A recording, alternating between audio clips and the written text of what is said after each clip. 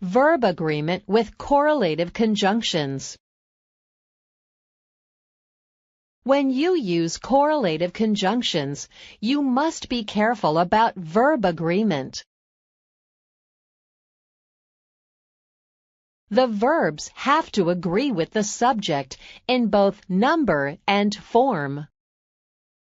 When you connect two subjects with a correlative conjunction, the second one has to agree with the verb that follows. Example: either Tim or the basketball players call my house every night. Either the basketball players or Tim calls my house every night. In the first example, the verb call is used to match with the plural subject, players.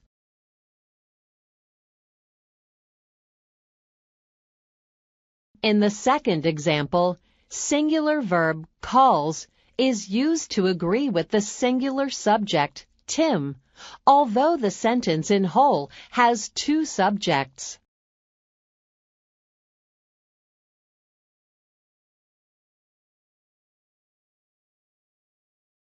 When you use correlative conjunctions, always make sure that the verbs are in the same tense and form. For example, every evening, John and Louisa either ride to the movies or ride to the park. This sentence is correct. Every evening, John and Louisa either ride to the movies or rode to the park. This sentence is incorrect.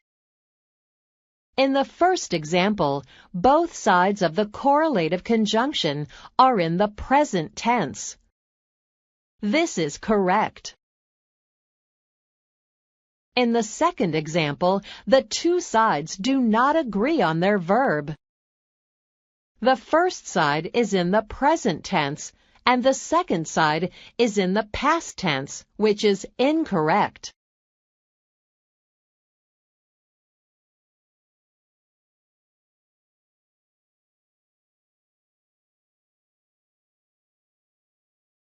You also have to make sure that the pronouns agree when using correlative conjunctions. If you connect two antecedents, a word, phrase, clause, or sentence to which another word refers, using a correlative conjunction, the second one must agree with the pronoun that follows. Both Lauren and her sisters showed their happiness about going to Disney World. Or, both the sisters and Lauren expressed her happiness about going to Disney World. Always make sure that the pronouns agree when you use correlative conjunctions.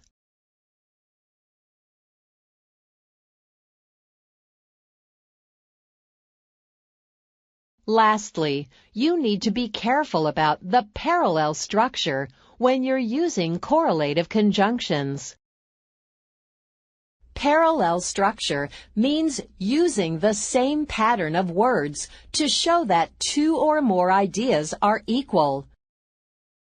For that, you have to have equal grammatical units after both parts of the conjunctions.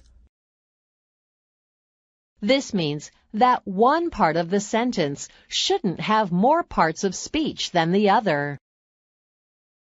Look at the following examples. Either you can play hockey or you can play baseball. In the above sentence, the two clauses after the conjunction are equal. Now, look at this example. You can play either hockey or baseball. In the above example, the sentence was shortened and put before the coordinating conjunctions. This sentence is still correct because the words hockey and baseball after the coordinating conjunctions are equal. Baseball is simply a noun, and so is hockey.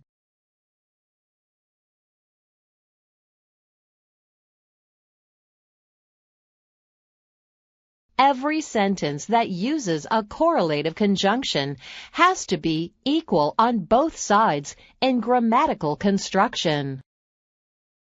Look at the following incorrect sentence.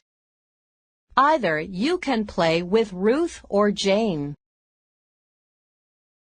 This sentence is incorrect because the two phrases are not equal in grammatical construction. The first half of the sentence has an entire thought. You can play with Ruth, while the second half only has a proper noun, Jane. If you rearrange the sentence, you will have a grammatically correct construction.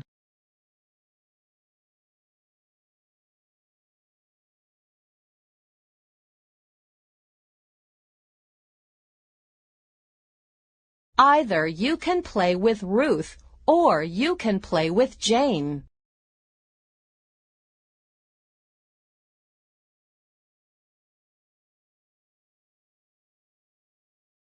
You can play with either Ruth or Jane. This sentence is correct because both parts of the sentence after the conjunction are equal. Ruth is simply a proper noun, and so is Jane. Hence, always make sure that your sentence is parallel in grammatical construction when using correlative conjunctions.